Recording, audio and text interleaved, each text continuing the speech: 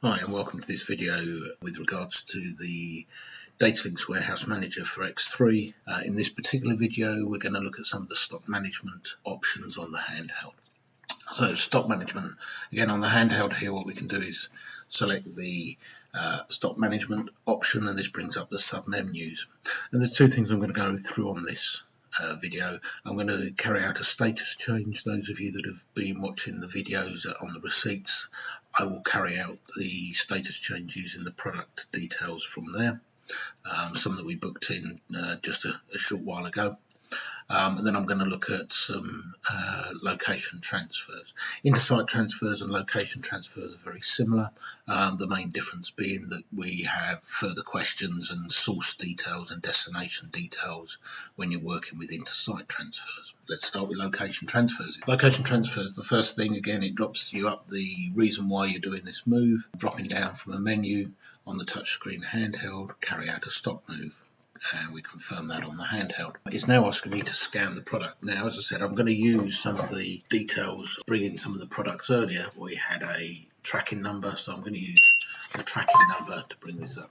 Okay, so what's happened here is that the system said, okay, fine, you're going to move that product, but when you brought it in, it was at a queue status. If we just look at the screen behind here, this product that I've just tried booking in is actually under tracking number 188. Here you can see it's a status queue. So the handheld said, yeah, fine, you can move that, but actually the rules behind it are saying you're not allowed to move that out of the goods inwards location, because the rules we've got set up says it hasn't passed QA, therefore you can't move it into a warehouse. So with that in mind, what I'm actually going to do is drop back to my menu. So using the touchscreen to go back to my menu, I'm going to do, as we said, stock management, and not surprisingly, going to pick up status change. Okay, so it's asking me for the reason behind the status change, and this is an internal change. Confirm it.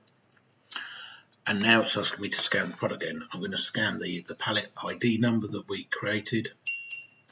And here you can see, those of you that are observant or seen the previous menu, you can see there's my quantity of 190 on this pallet, and you can see the 190 there. I'm going to change the status of all of them. There we go. So key in on the handheld 190, and it's asking me what status are you moving that to. It's only offering me a few statuses, so if there's a status again based on the rules that I can't move it to, it won't give me the full list, only those that I'm allowed to select. So I'm selecting A1 in this case, and confirm that on the handheld. Okay. Confirm that away, and that will have completed the transaction on the handheld. At a moment, there we go. Okay. So having completed that, it'll just show that change back in X3 a moment.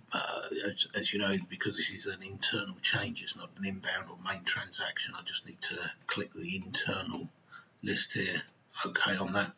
And here you can see now it hasn't moved locations, same tracking number, but you can see we took 190 from the queue status and added 190 to A1 status.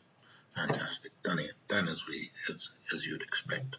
Okay, right, back to the handheld. It's asking if I want to do any more status change. Not at this moment in time, so I select the menu back into stock management, and now I can carry out that location transfer on that product that I was looking to do a moment ago. Location transfer. Okay. So again, asking me for the reason code. In this case, it's a stock move. Confirm it on the handheld. Scan the product code. I'm using, throughout this demonstration, I'm using a tracking number. I could have equally as well keyed in or scanned in this product code. It works at either tracking level number or product number. Just for ease, in this case, I'm using tracking number, because by doing that, because we're using a tracking number, it knows everything about that in a single scan, as opposed to me having to put in a few additional information, particularly if you've got the same product in many different locations, because it knows the product, it doesn't know which location you're taking it from. And that's why I'm using a tracking number in this demonstration. We enter in 190, because I'm going to move all of them. I could move just half of them or a quantity of them, and that would also generate and split pallets and split quantities and track them through the system in a similar way. It's now asking me for where I'm going to place that. Now in this case I've got a free put away set up, but there's no reason why it couldn't drive me or guide me based on the volumetric controls or the number of pallets in a location.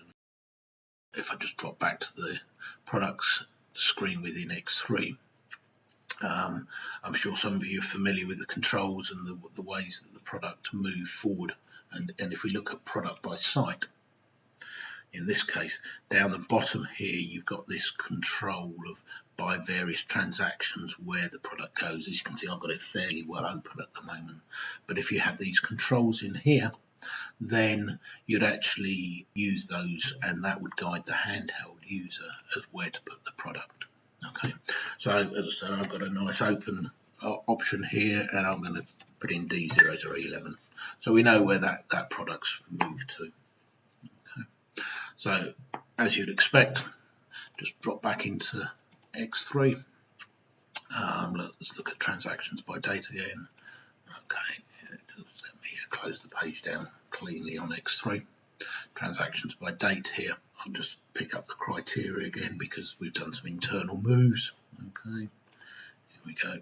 And we're showing, let me just do a search on that. There we go. I just had to refresh the search page, haven't come back to it from previously. And again, here you can see, so in the first part of this video, what we did was change the status. You can see that status change there, but there was no location change, both on D001.